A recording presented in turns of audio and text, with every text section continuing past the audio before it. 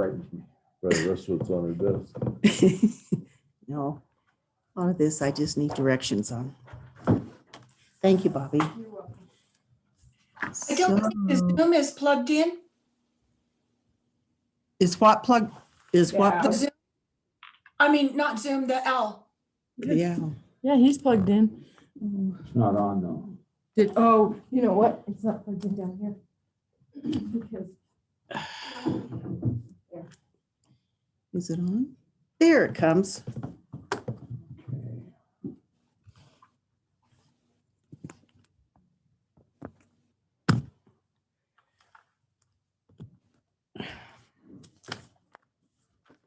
she's still on. It's still not shown on my screen.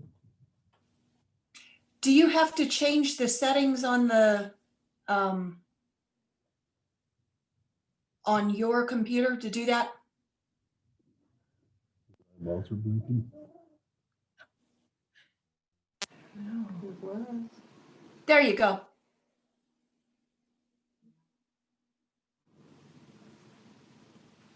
Is it still on? Yep, it works.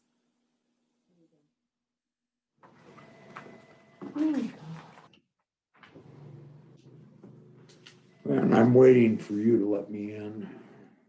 Waiting. How do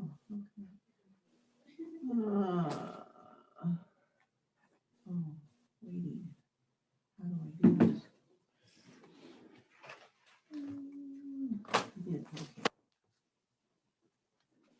Are you in now, John? Yep, you are. I'm connecting right now. There we go. And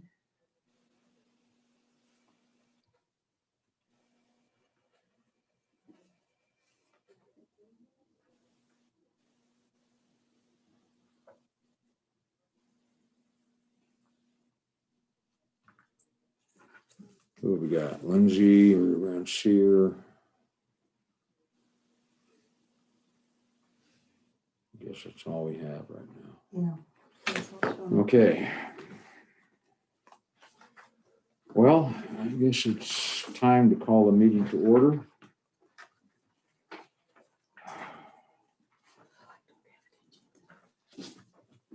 Here, you can have this one.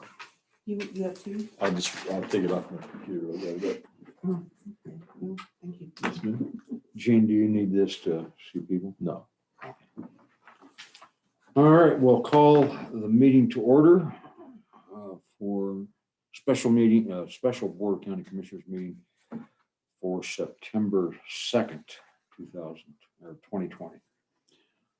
And I'll open with the prayer and the pledge.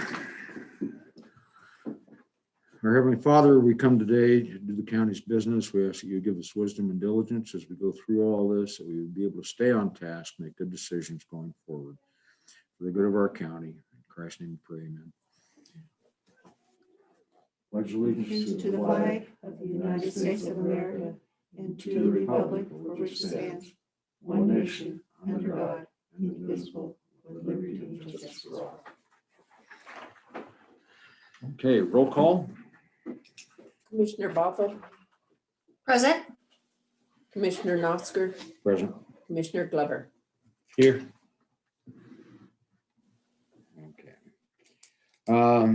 We have a quorum, adoption of the agenda. Do we have any corrections, additions, or deletions to the agenda?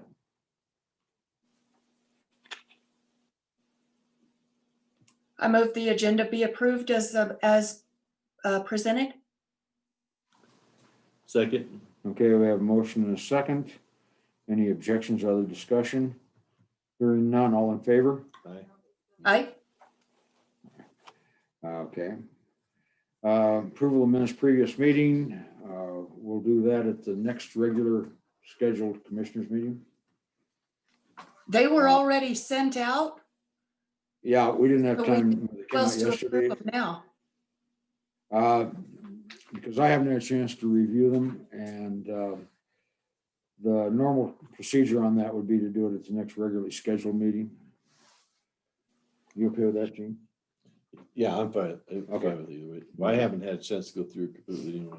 Okay, Something else just popped up on there. So. right.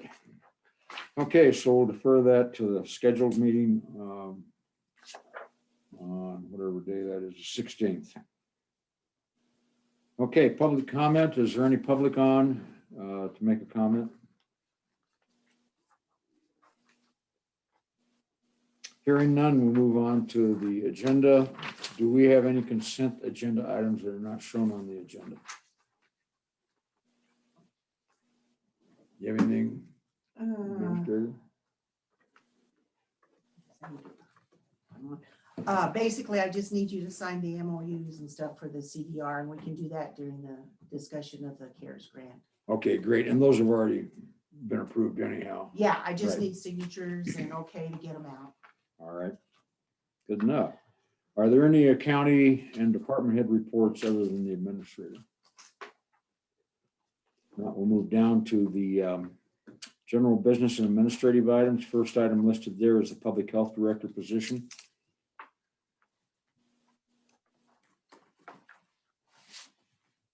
Okay, did you just want an update on how many applications I have right now? That would work, yes. Yeah, out of the ones that have indicated desire, only 3 have sent back in the county's application.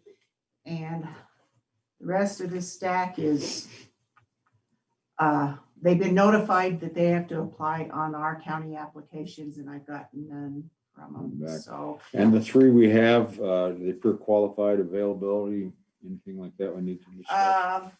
Basically, I have one from Commerce City, one from Salem, North Carolina, and one from Clarksville, Tennessee. So I don't know if you want to sometime today, you review them and see if you even want to have them come in. Just looking at, I think the first thing we have to do is set a range of salaries. One's over 100,000 in their current job. The other one is at 70,000. And the third one didn't put salaries down for current job, 46,000. So we have a range, Okay, that's what you're looking at. So whenever you want to sit and discuss looking at public health or any of the other open applications. Did we re-notify them or were they just notified once? Well, when they send in the Indeed notice, I send them a message that they have to send in the application. Right now, to sit and send them letters or get something out to them, I don't know if I can send more than one message on Indeed. But here's 1, 2, 3, 4, 5, 6, 7, 8, 9, 10, 11, 12, 13, 14. 14 that I would have to, and they're I'm all wondering, I'm wondering about sending an email to them that says that the date is closing, because that looks like a lot of potential that we're not being able to tap into. okay. Is that a direction that the board wants me to do? And then if so, what's the closing date and I think you're gonna have to give the range. we need to have that conversation. I guess we could have it now. It just depends on what else we have on the agenda. I'm not in favor of, unless we're going to do a headhunting type thing and stronger solicitation. I think it almost is a waste of time. They've sent in their letters of interest. You've responded to them, or they know they're supposed to submit an application. If they haven't, for us to go chase them down, I think is a bit of not a good use of our time right now. The only suggestion I might make on that is maybe send them at least to the ones in Colorado. I think most of these are back east. Let's see if any of them, Connecticut, where's she from? I can't pick it out real fast on this one. New York is most of them, New York. Kentucky. I think, it wouldn't probably take much just to at least do the ones, Maryland.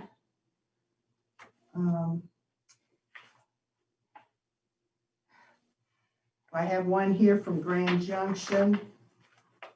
And so, I mean, if you want to cut it down, I don't know how much response we're going to get from these ones that are from Illinois, New York, Kentucky, and all that. How many do you have from Colorado? Right now, I get running real fast. It'd be 2, maybe 3. Just because some of them I have to go dig through there. Right. Where they're working currently. And we haven't had, I mean, other than you've had a look at them, we really haven't had a chance to take a look at the applications themselves. No. And it's really a Board of Health issue, not a commissioner's issue. Well, and this is the other thing. How fast do you want to hire for this person if you're in possible discussions with a neighboring county to do it as a joint effort? That's the other thing, because if they're really serious and you're serious about maybe trying to do this, then we have to, it's sort of the cart and the horse. Well, it would seem that we need to kind of nail down at least what we're talking about if we're going to join with another county. And what does that entail? Do we have to form another health district? There's quite a bit involved there. I think that's something we have to talk to Ryan about too. And I mean, I can't tell you if it's, I mean, they do it. I mean, Tri-County and Denver areas is a joint health agency or Well, there's pros and cons on that. And we know that there's been, during the COVID crisis, some conflict inside those multiple county health districts. yeah. And some counties are talking about pulling out. Other counties like Elbert County are joining in, not as a member of the health district, but at least cooperating with the Tri-County Health District up there in the Denver area. This would entail some research and discussion before we could answer the questions. But we could probably have something nailed down in the next few days in terms of talking to Saguache County, see what they have in mind. Talk about the pros and cons of being in a health district. What does that mean to us? But to make a decision now would be an uninformed decision. Okay. And that's my opinion.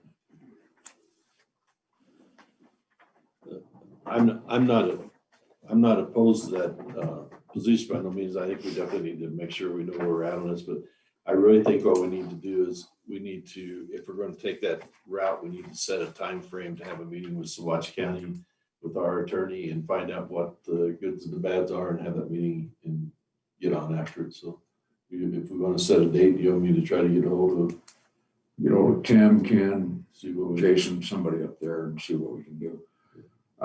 It definitely works more to Saguache County than ours at this point, based on what I understand what's going on up there. We have capacity if we fill the position to continue on with our own health district. But it might be to our advantage to financially to work with them. We'd have to know what we're talking about there. Their proposal was hire a public health director and then deputies for each county. And I don't know what that means financially to us. So, okay, well then, for the record, I will get a hold of Tim and have him talk to the other commissioners of Saguache County, and we'll try to set up a meeting, and I'll try to make it to where everyone can be at the meeting, and we can actually have a conversation about it, so. And if you want me to, I can go ahead. It looks like we maybe have 3 out of this stack that are in Colorado, and I can drop them an email and at least urge them on. And then later on today, when we're talking salaries, that you can give me a range for all the open positions, and then we can move forward on the accountant, the administrator, and the public health. Right. So, Well, I'm kind of thinking that it would be to our advantage to go ahead and move forward on public health, even if we are looking at having a discussion with Saguache County, that either way, we're gonna need somebody.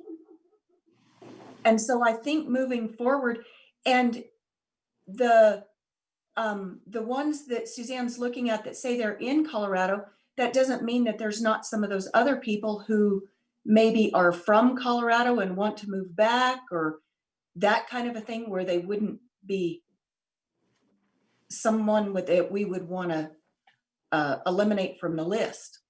Well, that's probably true, but how much time do we want to spend dedicated to research this when they've had time to send in their applications, their resumes and everything else? And I mean, we have 30 days on our contract with Suzanne from today that we have. Well, I'm not saying that Suzanne has to do it. Bobby could do it, but write up an email and just put a lot of names on it, but blind copy them so they don't know who all's names is on it. And it would be very easy to send the same email to 14 people as it would be to send it to 3. Or I think we're getting a little ahead of ourselves here, because we have obviously there's some issues that we're gonna have to discuss with the attorney about the grant administration that's taken place. And that may be something that we need to resolve our approach on that before we necessarily try to hire somebody to jump into that position. And that conversation will take place later in executive session. But in the meantime, if Suzanne's looking for direction, the administrator, there would be no harm in certainly contacting the Colorado applicants at this point. well, as Suzanne says, if I'm gonna email them, I can email all of them, and get it out, but, it needs to be done, and we need a closing date and a salary. So I don't know if you wanna, I think we can get it done, just a blind one, and say, you've applied, but you need to get the final application in, and you have till the closing date is this date. And make it fairly close, so that then when they come in, we can look at it, but I think it will weed a lot of them out if you're, because I think a lot of them are making 100, when they're doctors and that, they're making 100,000 or better. Yeah, and that's a whole conversation about cost of living, locations, things of that nature. Yeah. But so for right now, is the board comfortable with having the administrator send out just a reminder email, the salary range and closing date? I still think we need to have our scheduled conversation with the county attorney, which we were not able to do Monday, because there are some items out there that we need to discuss that may affect how we proceed on this. If we could do that in our executive session, then when we came back into open session, we might have some clearer answers. Would that work? Yeah, that works. As long as we have a direction to go instead of waiting another week to decide on that, I'm fine with that too. Okay. That's what we'll do then. That takes us down to the administrator and filling that position. Okay. Okay, right now you have 2 people that have applied and put the county application in. Once again, I have another 1, 2, 3, 4, 5, 6, 7, 8, 9, 10 applications or 2 plus responses. 10 or a total of 10? There's 10 that have not submitted the county application, 3 that have submitted the county application. So once again, if you're wanting to do the same thing, let's see, or on the county administrator, you have an applicant from Monte Vista, Pennsylvania, La Rope, Pennsylvania, and Midland, Texas. So we had 3 applications submitted, And 10 that have not, so a total of 13 then. yeah. And that's the same thing of, if you want me to contact these others with an email like we're doing with the public health, then we need a closing date and a salary range. Same thing on the accountant. Okay, do you have a recommendation on the salary range? For the administrator, Yes. well,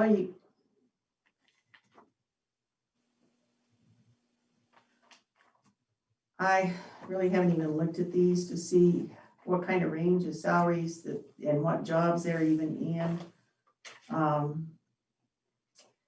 This one's 40,000, but I don't think she's done a lot of administration stuff. And she could have had time to look at it. Well, this one is 105,000 in his current job. And this one's 116,000 in his current job. So I would say right now, in the past, you have run,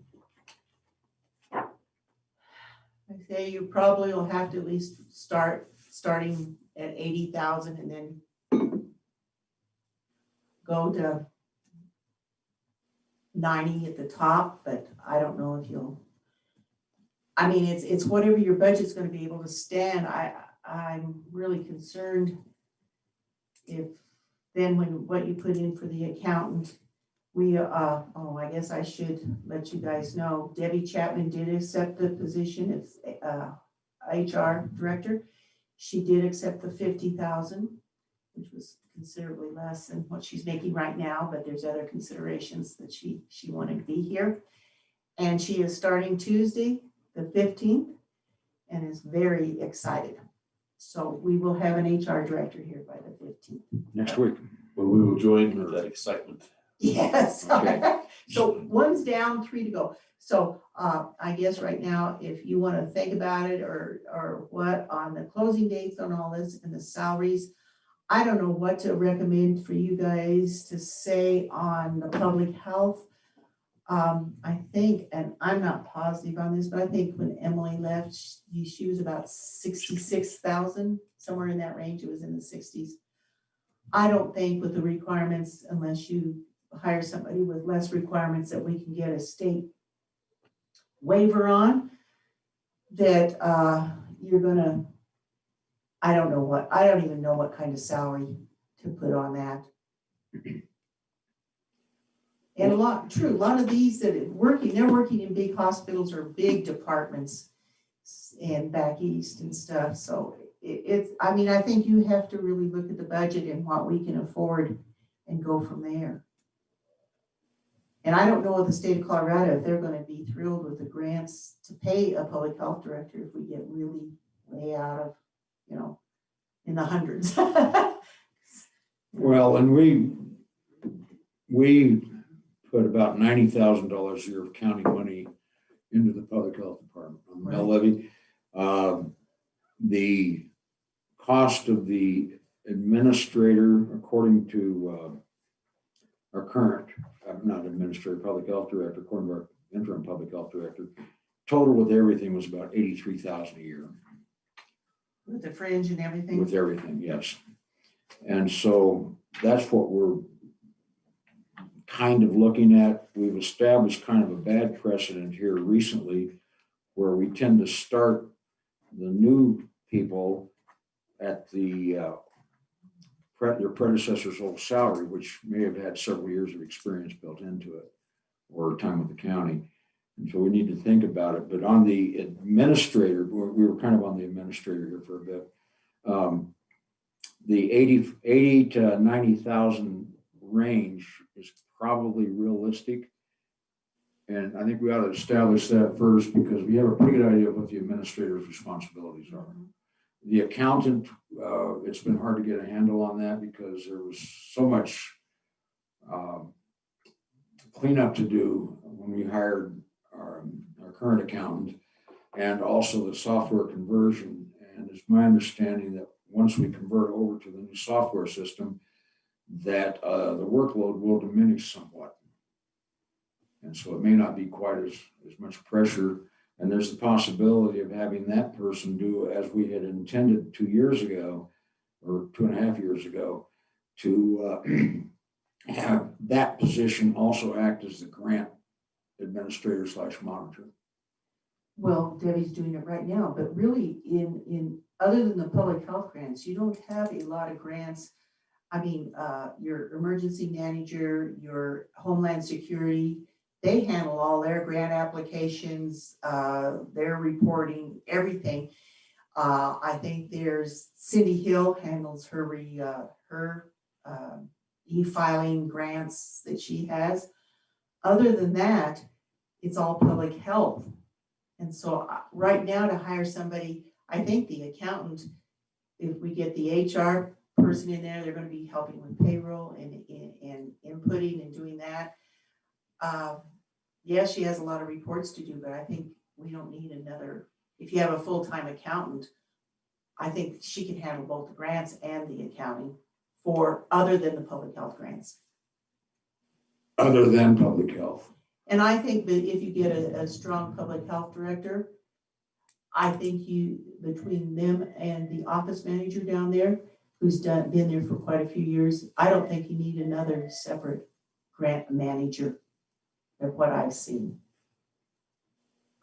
You just have to get the person, the director, understanding how to do the grants and how to manage them properly. And it still boils down to whoever the public health director is. Yes. Now we have the other kind of NOI grants, mini grants, CDOT at the airport, things of that nature. Yeah, and I think between the accountant and Jay, they can handle it. I mean, it's not like usually you have a project, it's bidded out. I mean, it's not like it's paying salaries and running an office with it. It's usually at the airport. It's usually you're doing an overlay or you're putting equipment in. It's just getting the bids and doing that, which Jay, I understood that was part of his responsibility as airport manager. The sheriff seems to always do their own pretty well, apply for if they do it. But if the other grants come up, but as of standing right now, I don't see a person being hired to do all the other grants other than if public health stays in public health. One of the issues we had was the accountant before was supposed to be assisting with the grant process, including public health, specifically public health. And clearly there was a lack of training, education, lack of understanding, so that whenever we ran into issues on the public health grants, as they came up channel for review, they were not aware of some of the mistakes that were being made. Yeah. And if in fact we do an audit in the public health department, if we get one from the state, a lot of that will be cleared up. And I think the duties, responsibilities will be more clearly defined, because this is the ultimate checkpoint up here on how they spend that money. And I think it's a matter of getting the right people in, getting them trained. And I agree with you from what I've seen, that once we get somebody in position permanently in both those positions, it should go fairly smoothly. Right, and I think when you're interviewing for the public health director, I think that's one of the strong points you have to make, because and make sure that they're comfortable and they're knowledgeable enough, or feel they are knowledgeable enough, or can learn fast enough to do it. Each grant has specific things, but overall, just knowing you read the scope of work, you keep within the budget, that it's really not rocket science. And if I think at the time you hire that public health director, that's a big part of that job, because so much of their department is run by grants. So they have to be on top of it. And I think the hiring process, you really have to be very very firm with them and understand this is what the job is. Okay. And so for our purposes right now, just trying to get through this, on the administrator position, can we agree on a salary range, a starting salary range? Yeah, I think Suzanne's absolutely right. I think for where we're at, where we're sitting at 80 to 90 is probably the target we're gonna have to hit it on. I mean, You comfortable with that? Yeah, I'm comfortable with that. And the other thing is, you know, if you get the person here and things get moving along fine, when you do the budget process, you might keep in the back of your mind, if you want to build in a little bit of cushion in there, that's one thing. Or just supplemental, if you have the funds coming in. Right now, don't know how much you're gonna be able to pay since property tax went up a little bit. I mean, assessed value went up a little bit. I haven't heard anything on PILT, so I think the budget is gonna be awfully close to what you have this year, because I don't think the money's there. I agree with you. So, and when would you like the closing date on the administrator? Let's see, I have the 3, and if we send out the emails to everybody, do you want a closing date for all of these at one time? Well, I don't know. I wouldn't be ready to answer that question. We have the HR position covered. Right. I would say that the next most urgent one is the administrator's position, because you're going to be leaving in October. And then the accountant, we have a little time on. Yes, and we have one applicant right now and I have 1, 2, 3, 4, 5, 6, 7, 8 other ones that have not put in the county applicant. This applicant is from Monte Vista. And so we have one applicant, and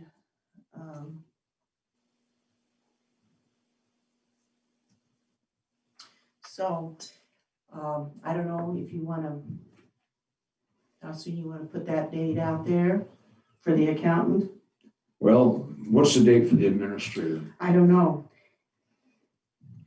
I personally would really hate to see us rush it, that we want to have a good pool of applicants, because I think the administrator is probably the most important position. And I would hate to see us hire somebody who is not good just because that was the best one we had. By putting a closing date, an uptight closing date, that'll force the hands of these people that are expressing some interest but haven't made a commitment to filling out the application.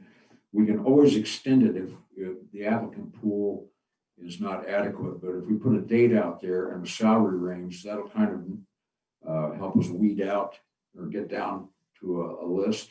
And if we don't like the list, if we have to, we can extend it. But if we don't do it, we leave it open forever, it turns into we'll keep having this conversation.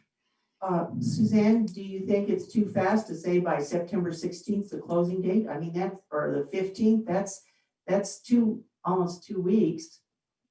If people are interested. I think that I don't have a problem with that. I just want to make a point that we don't want to put it in a position where it's like we feel like we have to have somebody hired before Suzanne Benton leaves. That yeah, we're not gonna step on that issue. We're gonna hire the person that's gonna be best for the county at the time we hire them. So, but having a closing date, like John said, that'll give us a target we can do, and you agreed that was fine to go ahead and set that target. If we weed them out and there's not anybody there that doesn't fit that category, then we'll just have to extend it. I mean, and I don't have a problem with that. I just wanted to make sure that we kept that in mind. September 15th is good. That's fine with me. That would be Tuesday, and then you have a regular meeting on the 6th, the next day, so then maybe I can get copies to you as they come in, and then you can be reviewing them, and then you can sort of say, I want this person notified for an appointment, an interview. Do you want to do the same thing on the accountant and the public health? Do about the same date and see what we have? Because if all of a sudden we get some good applications for public health or accountant, it would be great if you could hire those, even though if you don't have the administrator, you at least have a body in there learning and doing something. Having all these open is really taxing everybody, so. Well, we talked earlier about discussing the public health after the executive session.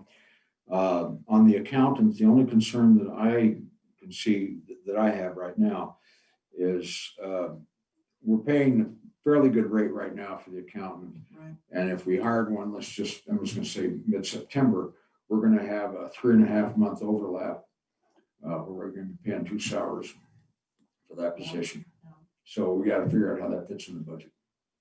Yes, and that's something you commissioners will have to decide on too. So, you know, whatever your direction is, I will follow. Okay, well, right now, we've got the 15th set, September 15th is the closing date for the administrator position. Yes. All right, the salary range has been established.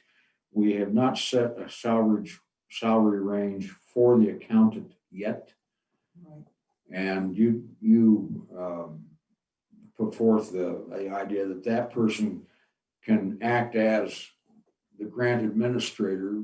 You clearly stated that most of the departments handle their own, and we basically are just in kind of an oversight position to make sure that things are put in the right line item.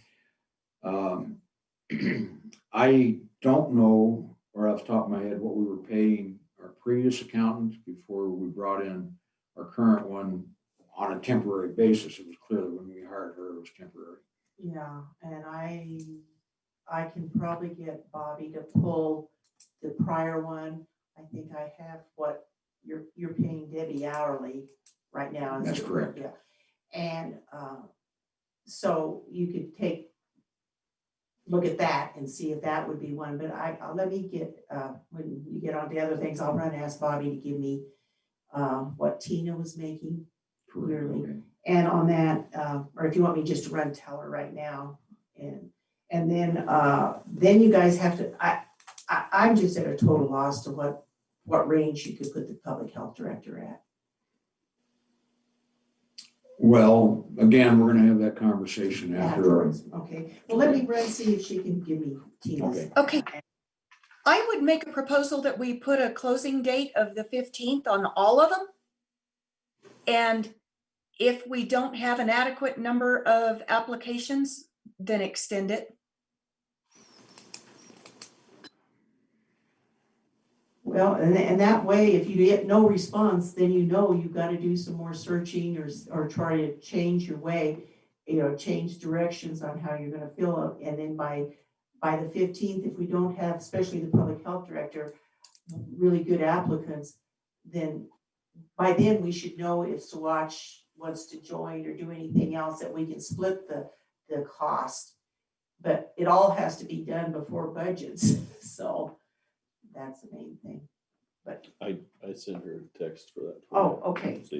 So We're trying to keep us kind of on track. Again, the public health discussion, we said we were going to discuss after we had our executive session. There's a reason for the executive session on that particular position. The accountant, again, the only concern I have at this point is the overlap. We can make all sorts of assumptions. We don't know about how much notice they have to give or if they're immediately available, but that will affect the budget. Also, we're in the middle of the transition, and it might be easier if that person started after the software transition was completed, so the training would be consistent. But right now, from what I understand with my conversations with Tyler and with Debbie and Bobby, is they're still pretty tied up in getting that thing all smoothed out. And it would probably be better to bring on that person after that's fully in place.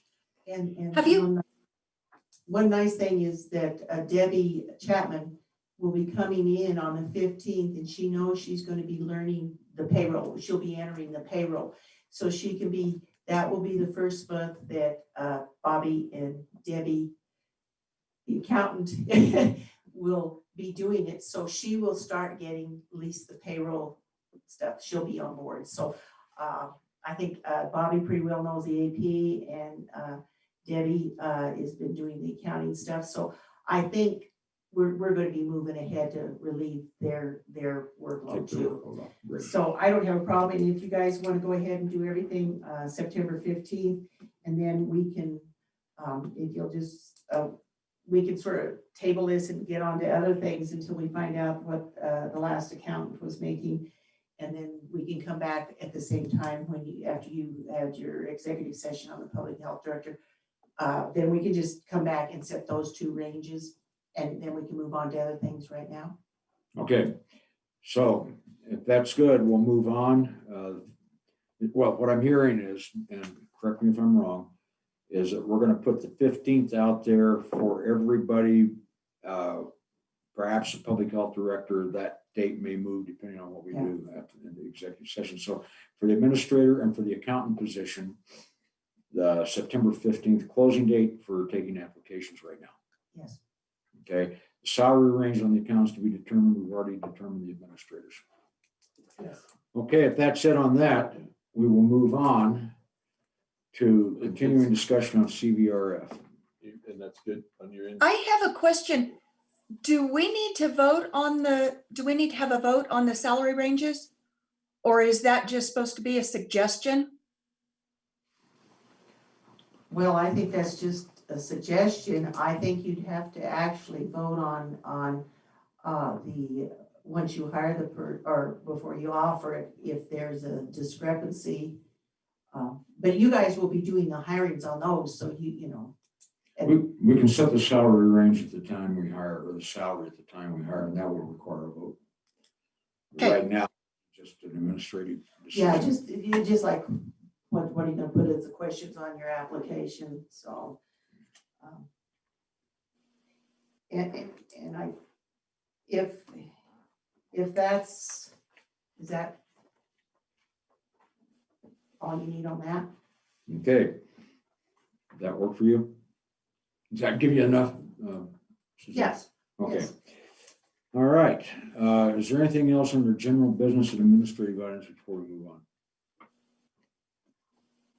On the CARES grant, I guess it's all pending, yes, on who's handling it or what, and that'll come after the executive session, I understand. Yes. Okay, so I can take that off my list. Oh, I do need to have, and we can do this, just so you know, Ryan did get the MOUs done for the CARES funding. And John, before you leave, I've got all the tabs. I've got the cover letter to all the towns with this MOU. And I'm gonna have John, if John will sign I'm sending 2 copies to each municipality so they can sign one, send it back to us and keep a signed copy for them. So I need today, John's signature on the cover letter and on the MOUs that are going out, and then I'll get Ryan to sign, because the attorneys are supposed to sign. So before you leave today, if everybody's in consent with having that done, and I can get them in the mail today, I'll do it.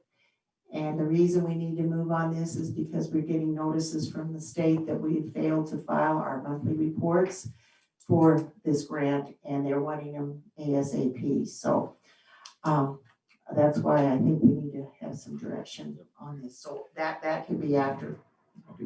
We've already approved the MOUs in the language, Yes. so I can sign those based on that approval. Yeah.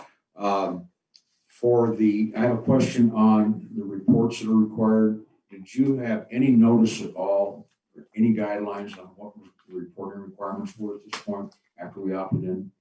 Well, there's a whole packet that was sent out, and it has the reimbursement forms and stuff, but I haven't sat and read it. It is attached to the MOUs, so the towns and everybody else knows it. But basically, this came from the COVID-19 contracting monitor team, whoever that is. And it just basically says that this is a friendly reminder that your COVID relief CARES Act monthly expenditure reports for March through June and July are overdue, as provided by the CARES funding memo for this award. Point 2 requires and states that the LPHNA shall submit a monthly report qualifying each month's expenditures. Must be on the reporting template that can be downloaded and forwarded to this email address. The LPHA is a local public health authority, and they are not necessarily in charge of the Corona Relief Fund. Right, so, So is that a separate grant that we're supposed to be doing, um, like the ELD grant?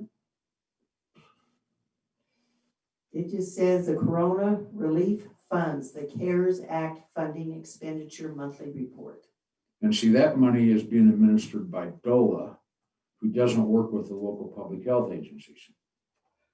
Well, and this, it went to Tony and then she forwarded it up here to Debbie. What's the date on the letter? I got it this Not the morning, email. so. You got it this morning, but that's came from, I don't know. That one came from, the top line came from Debbie because it came into finance instead of to the administrator. Right. And it came from Tony on the 28th of August. And contract monitoring, Department of Public Health and Environment, there's no mention of DOLA on here, so I want to make sure that we're talking about the same grant. Yeah. And where would we get that answer? I can talk to you after the meeting. We'll figure it Okay. out. Fair enough? Okay, yeah, because if it's gonna affect that they all of a sudden pull our agreement, we need to know right away if that's. We'll have to do some bird dogging on that. Okay, what else you got? Right now, I need you to sign what you had approved for Tony last Monday. And then this is the packet and stuff for Debbie Chapman. And you've given me a range, and I was surprised, I was pleased that she took it because it's a substantial reduction from what she was making now. But she wanted to come, so it's at 50,000 starting salary for her. And that was within the range. So I just need those forms signed. There's two of them. There's two on each. Yeah, You need one goes into the personnel file one, and then the other one will go to the employee. And then it'll also go to payroll and to the accounting file. Okay, let's see, this one right here is considerably thicker. Yeah, because her application and all her documentation's there to start her file. And I gave it to you, you haven't even reviewed her application, you went ahead. That's correct. And so if you guys later on today or whenever want to look at it, it's there. But she came very highly recommended from everybody I talked to. And we had the opportunity to review this earlier. You've given us copies of this. Yeah, And so basically, the only difference is that you've been able to check references and all. oh yeah, And I checked the references and talked to her again, and so, and I offered her the job, she accepted it. And so it's just, I just gave you the application so that if you left it for me to do, I did it. And just so if you have information, I've got the references I talked to and comments that I wrote on sticky notes on there from her interview, and what I saw is highlights of her interview. So, and I'll just keep them in the file if there's any questions on them later on. so I signed two for each. Yes, Okay, that's what I needed. All right. Thank you for that. Okay.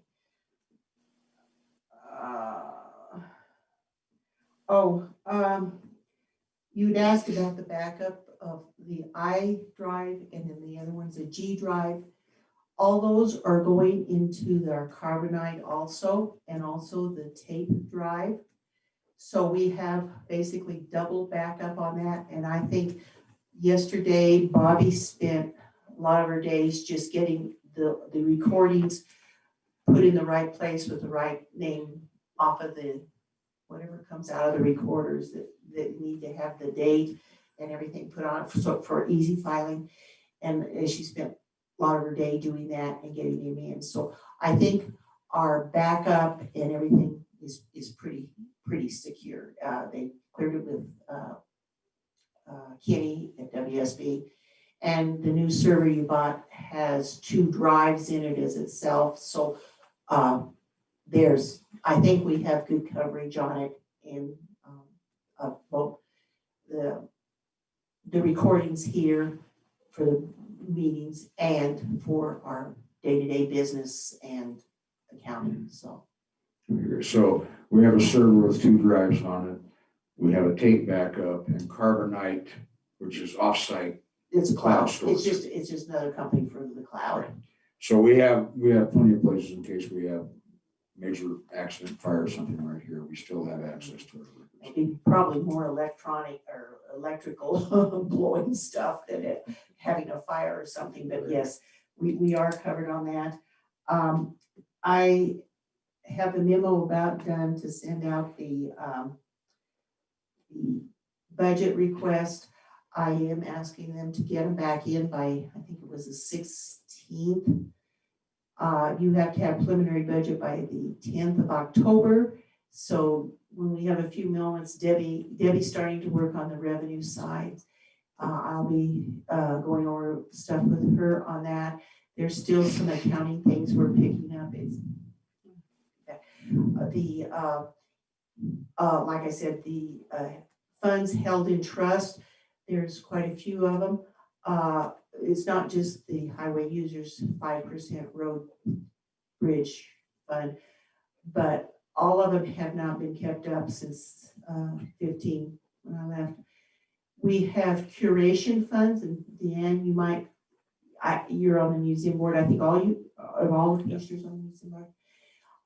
There has, give you a little history. Back when the museum director was A.J. Taylor and her husband, I can't remember his name now.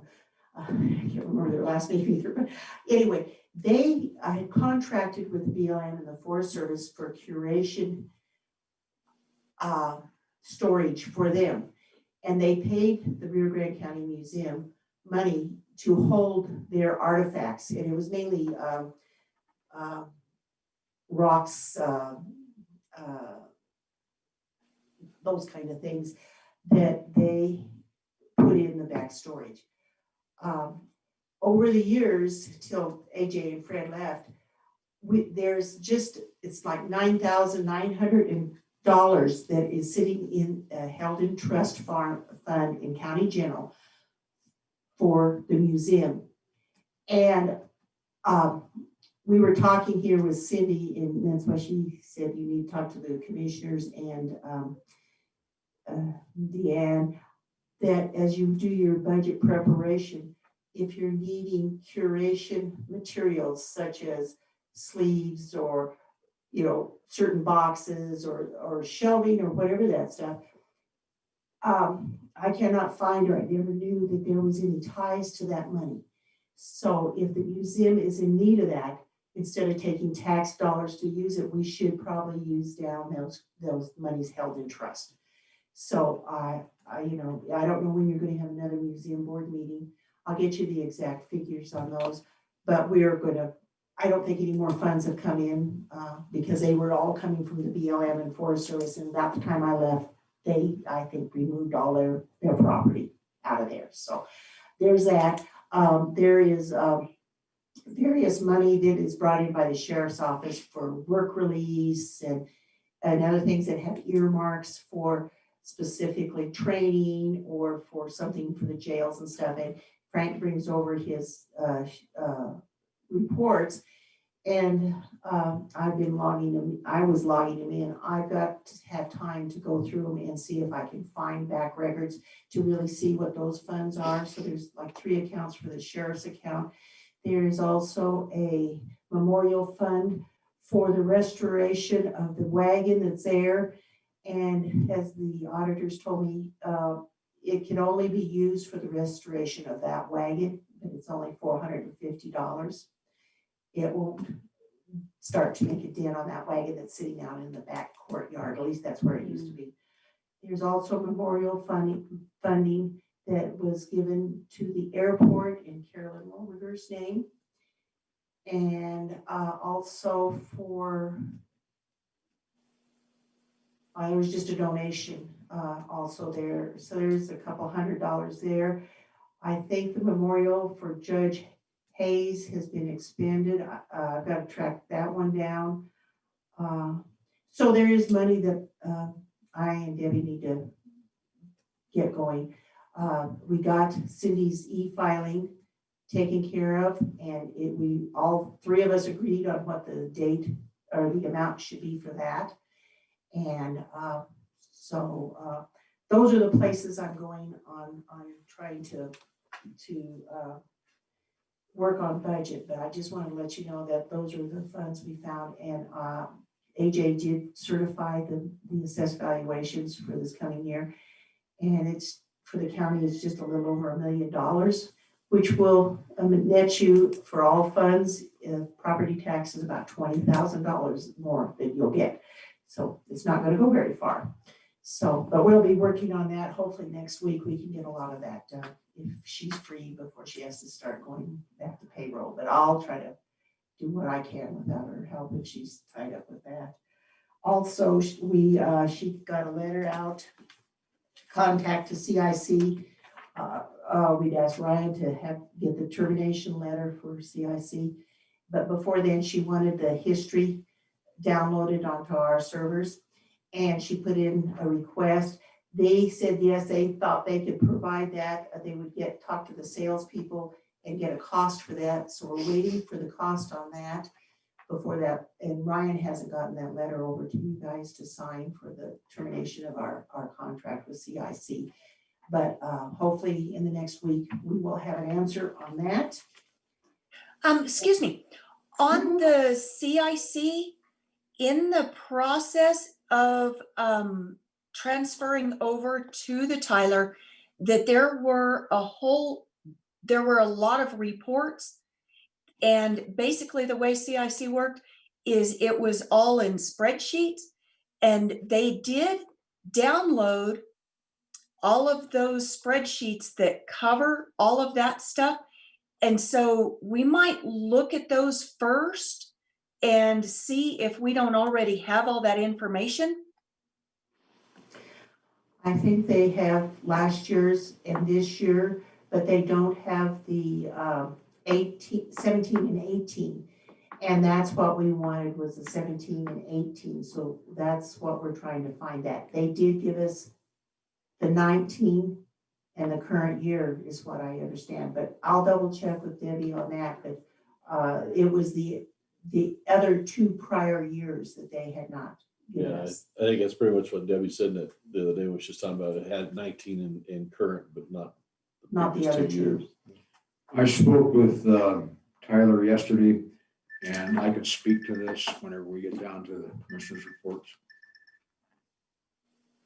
Why am I beat? It was me. Oh, okay. Okay. Speaking specifically to that. Okay, do you have anything else? We're getting Steve on the corner on the agenda for the 16th on the topper that you tabled. And Debbie has worked up where you might be able, when you discuss with him, where we might be able to pull the funds on that. The other thing I have that doesn't take an action, it's just for your information, is the town of Del Norte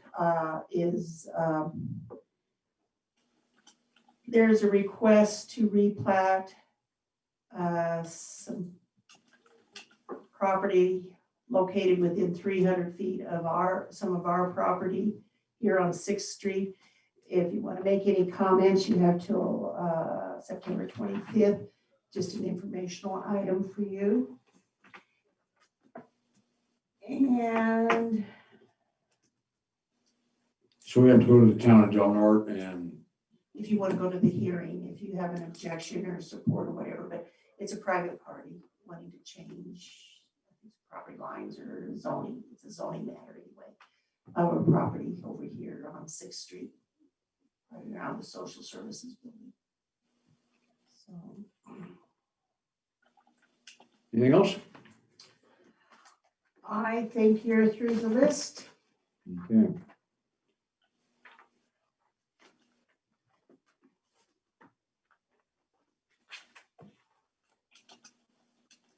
Gotcha. Okay, so that takes us down to the Public Health Business Board of Health. And the first thing on here was continuing discussion of the CVRF. I'm not sure there's a whole lot we can say right there until we get through the executive session. Would it be okay if we delay that until after the executive session? Does that work for you? Fine by me, yes. Suzanne? Yeah, Okay, we're gonna move that down after the executive session. I have one other item. I participated in the state call yesterday on what they call the dial program.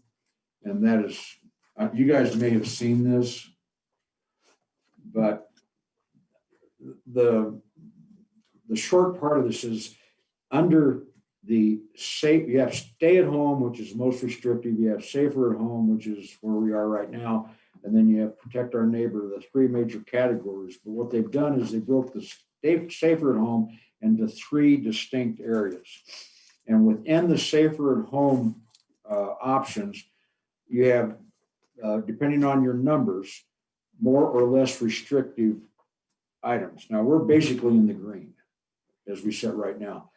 But you can automatically move back and forth inside that safer at home matrix without having to go apply for variances or do anything else.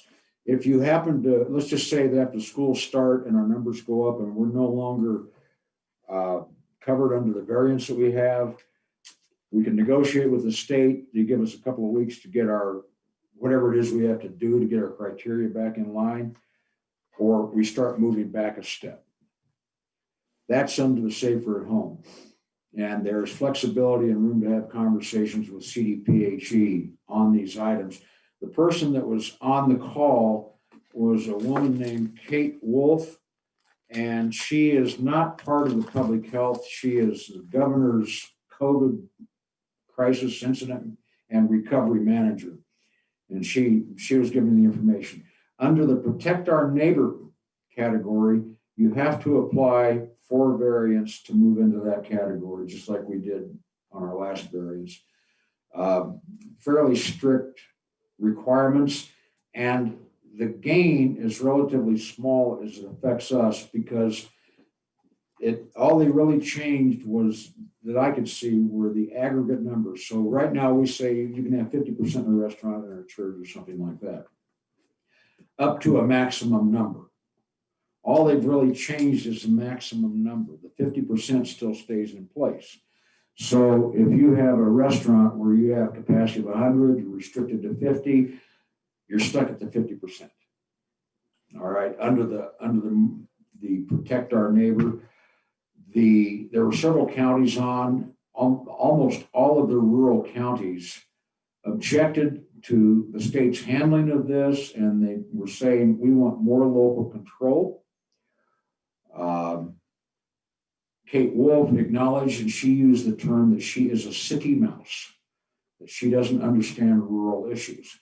So that came up consistently during the call. Even Douglas County reiterated this. So there's pushback right now, and this is just the draft proposal. So we still have some window in there to maybe get some input into how it affects our counties. It takes some thinking. We can't just have this presented to us and respond immediately. Some of the counties have clearly spent some time analyzing this and working on it. The other thing, this was put on by CIC or CCI, and they invited Kate to come in and do this presentation. And we can talk to Kelly Burris at CCI if we have something we need to say up to the state. So that was basically it. I didn't see a lot of benefit to us to go into the next phase in terms of making a difference in the county economically. And they're talking about the economic issues that we're facing and trying to come up with a system that works. They said all the right words, but the program, as they proposed it, doesn't seem to fit us. The other takeaway on this was they talked about the counties. Counties have to do this, counties have to do this, counties have to do this. But kind of in the background was the regional efforts. So one of the concerns I had on that was, while we've had this problem before, is it regional running this or do the counties have the responsibility? Well, it sounds like regional efforts have been given authorities and the counties have been given responsibilities. And that's kind of the sense we're getting out of the other counties. And I think we need to more clearly define that. The other thing is, if we're going to go forward as a county to move into a less restrictive phase, is we have to have real-time numbers. And we have to have run 2-week running averages on some of these items, like the case count, this and that. And also, where are we getting these outbreaks? Our numbers got horribly skewed whenever the COVID hit the potato warehouses. And that's what drove us high there for a short period of time. And we're still sitting there with 94 cases or 96, you listen to, with no active cases. But we had that little surge, and it was kind of blanketed the whole county. Well, we may want to say something like, okay, we've got a problem in this particular segment, this population, it could be the schools or a school or something like that, so we can more clearly fine tune our response. But one of our complaints early on with the public health director was we were not getting any kind of information where we could make a rational decision on anything. We were just getting gross blanket numbers. A lot of them have been delayed because we were having to go through the state and regional. And I think we have the capacity here right now to direct the public health office to give us numbers that will help us make decisions going forward based on the matrix that the state has put out. But they're going to have to provide us, and it said county commissioners, it didn't say Board of Health. It said the county commissioners have to have those numbers. And so I think we can sit here and draft up what it is we expect to see on our daily reports. That's the takeaway on the CBR, or not the CBR, on the new dial for Protect Our Neighbors, Save Our Home and Stay at Home.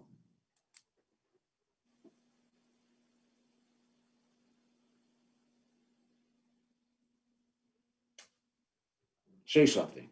I was gonna say, it sounds like the city mouse gave us all the right words again, and then had their hand in the back pocket at the same time for the county to pay the bills. It's the same story we get all the time from up there. So I think we need to look at it. I think it's a good possibility that it might help somewhere down the road, but it's still feels like a glad hand to me.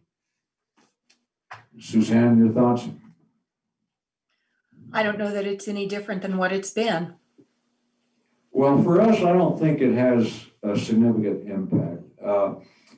I've been talking to businesses somewhat, and basically until we can get that percentage of occupancy changed for any particular event, in this county, we haven't gained a lot.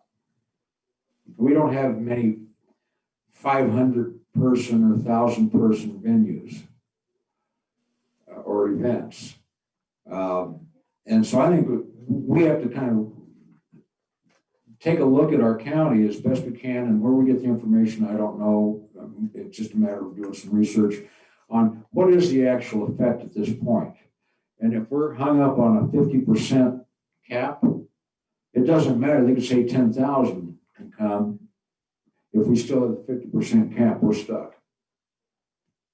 I was talking to the Durango Scenic Railroad over there, and they're stuck at 50% capacity on the trains, and you would not be able to increase based on these guidelines.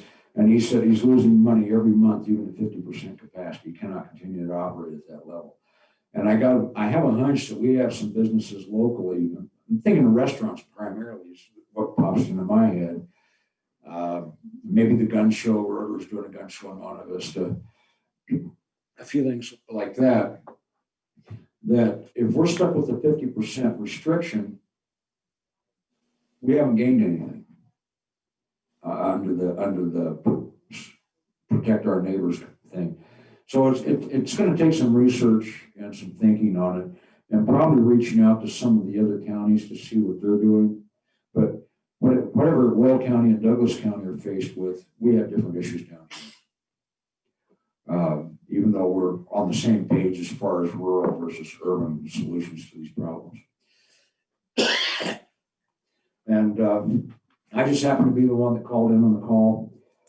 It was productive, and it was good to see where the other counties, where they were sitting on this. But that's basically, that's the briefing on that.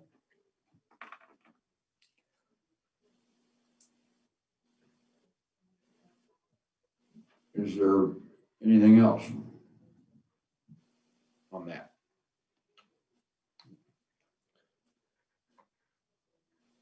Okay, does anybody else have, I'm looking at the agenda, we've kind of jumped around, I've got some arrows and on here. We're going to talk about a range for all positions. We've already discovered the administrator range, the accountant range. We're going to wait, or we're going to talk about it. You can talk about it now. Your former accountant was, when she left, was making $49,700 a year. And as I recall, we had given her a raise there, somewhere in there. Yeah, it seemed like that's what she'd gone up to on her raise. I think that was her final. Her ending. Yeah, so I don't know what her starting was. We haven't done a salary survey with CCI or anybody, have we? No, but I think I could probably call it up and sort of find some like ones. I think Suzanne, didn't you?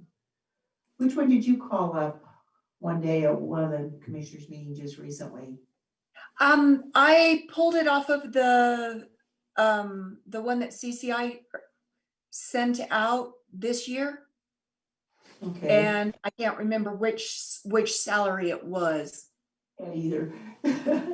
So I can check that too, and sort of, we have to find a like-size county, but I'll try to find that sometime while you guys are doing something else and give it to you. I would say on the accountant side, you could probably be pretty good to stay at 45 to 55, depending on experience and education.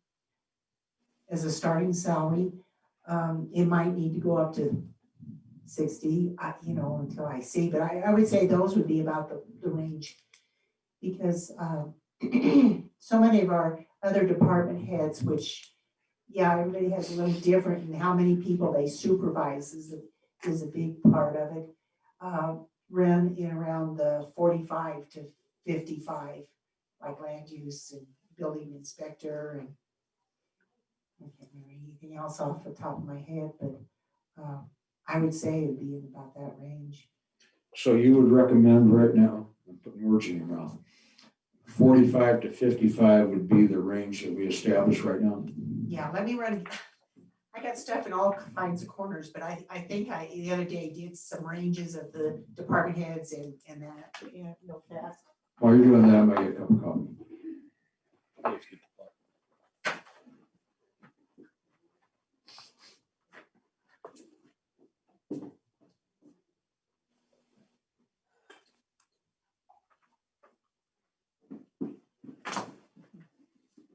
Yeah, I have notes all over where I've been working on stuff, but.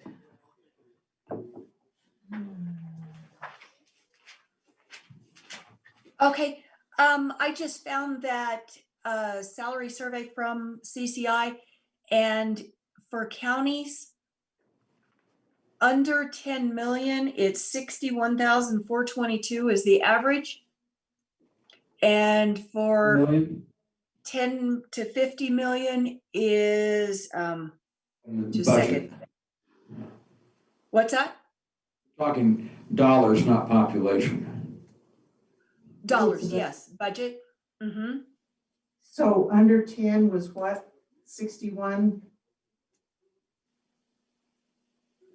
Well, wait a minute. Let me do my math again.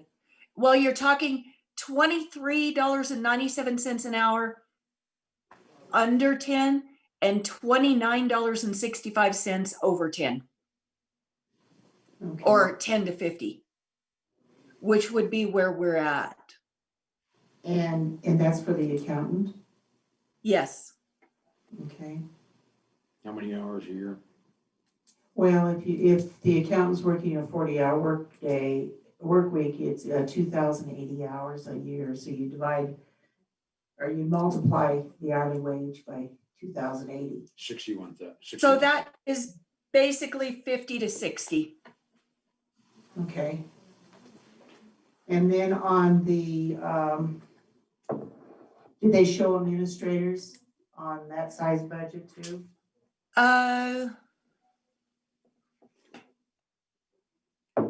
Or public health, out of curiosity?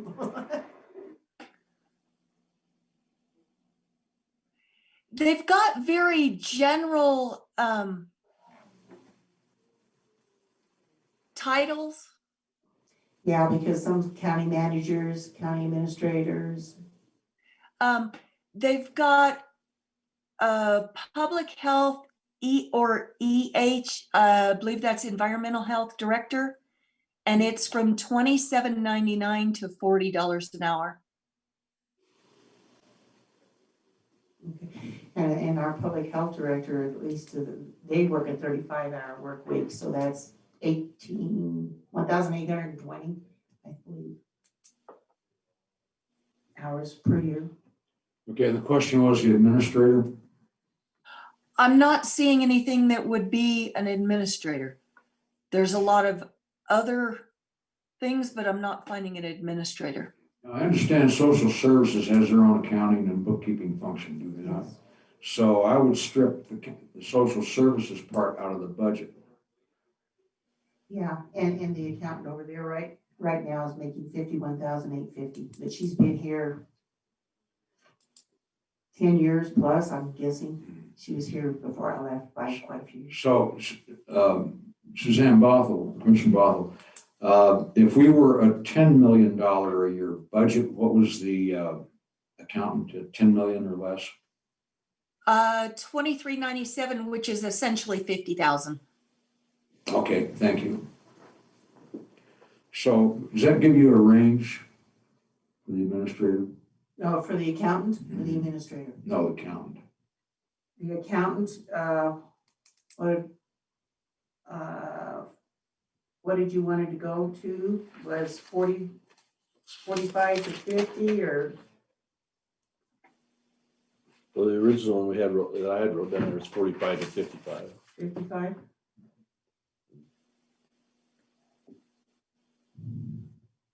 Is that fine for you guys? I mean, you're the ones that have to. I think that would be appropriate. That's a good starting point. Obviously, try to work on the low end of that with Yeah. the possibility of an increase later on after a, I don't call it probation, And whatever, in turn, yeah, you know, the look-see time. yeah. Um, And then we could I can see if I can come up with anything else on administrator, but I'm guessing if you're probably gonna have to be somewhere around that 85. You know, I don't know if you'd get anyone at 80, but you might, and it might be closer to 90. So that 80 to 90 is a good starting point as far as Yeah, opening a conversation. yeah, but on that one, you might put the caveat of, or as determined by experience.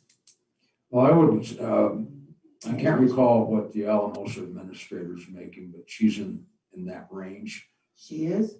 Yeah, No, under 100. no.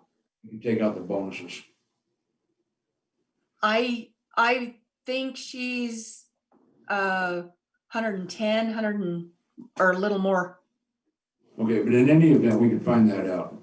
And their budget's considerably bigger than ours. And areas of responsibility, staff, you know, supervision, all of that. And so I'm guessing that based on what we need, if we found, let's just say we found somebody with previous county administrator experience. and they came with good recommendations, obviously, you would trend towards that higher. But if we've got to do the training that we've been faced with in the past, or bring in people that don't have specifically administrator experience, I would suggest that we stay way on the low end of that range. And as our opener, and then if they show particular either aptitude or skills, we can adjust that and use that as a slide. Yeah, and I just, do you want just to put the range and nothing else, and then leave it open-ended, that if they come with a lot of experience in education, then you could renegotiate? That would make sense to me. Just put the salary in right now. Okay, That work for everybody? so Yes. it would be 80 to 90,000 on the administrator. Yes, Yes. Leaning towards the 80. Yeah. If it was me, I'd put it at 75. And I'd start there, just knowing the local. however, I think you want to be careful about trying to go too low, because this is the administrator that's supposed to be overseeing the entire county. And you don't want that person being paid a lot less than many other people within the county. Well, you're always going to run into that because of longevity issues. Yeah, and with our current department heads that have been here for 20+ years, they're more up in the 80s to 90s. So everybody else, department heads are running in the 50s to 60s, other than some of the departments that have multi-million-dollar budgets that they control totally. So, I think you can leave it open-ended, and then, if there's really a good applicant and they sort of, I don't know if I can come for that salary and you're really interested in working with them, I think then you sit down and see what it is. I just don't think you could probably go over, I don't think at this time, this county can afford 100,000 plus. So are we comfortable then with that opening on the salary range? Yes. Yeah, All right. So does the administrator have enough direction and guidance on these issues? I think this time, yes. If not, I will. You'll Get back to complain. you. You'll whine, right? No, why? I'll just tell you guys to get up here and decide something. Okay. All right, I want to make sure that we're doing what we need. We've done the range for all positions. One thing I skipped over was unfinished business. There was nothing listed there. That's the reason I skipped it. Did we have unfinished business other than what the administrators had? No, I did tell you we found the airport plat, but it had been recorded in December of 2017, but it never got to the assessor's office. I took it down there to them. And then I think when you work the lease, you'll have to refer to that plat number, and we'll see we have one lease that went out that's in some of those tracks that refers back to the old plat that doesn't have those lots on it. So Ryan said he'd look at that, and we need to talk about that. We can just correct the error. Yeah, and the thing is, you tabled the airport thing for right now, the lease for right now, I guess. So other than that, that was the last thing on my list that I needed. Okay. Did anybody else have unfinished business before we move on? I have nothing. And Suzanne or Bothell says no. Okay, I've already talked to you about the protect our neighbors. The other thing is CARES Act, and I think we decided we would wait until after we talk to Ryan. And if we're ready, then we could adjourn. If you don't have anything else, we can adjourn to executive session.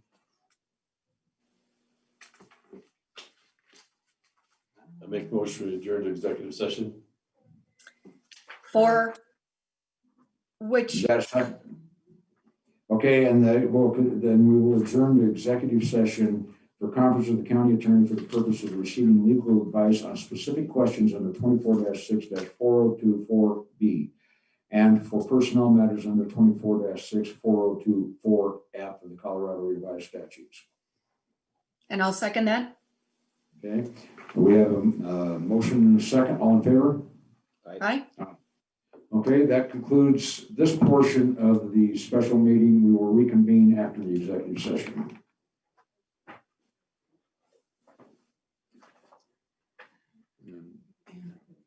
Let me get, I don't want to kill this totally, right? Yes, you do, because you just kill it. And then the recording will be, well, no, we'll have to come back in. Okay, I've stopped all the recording for now so that you can have different So we can have a break in it. sessions. Good. and then what do I do right now? I mute this whole thing. You say leave the meeting All I have is an end. or end the meeting. And then because Suzanne is attending remotely, we're going to have to start another Zoom meeting. Okay, so I hit end meeting for all.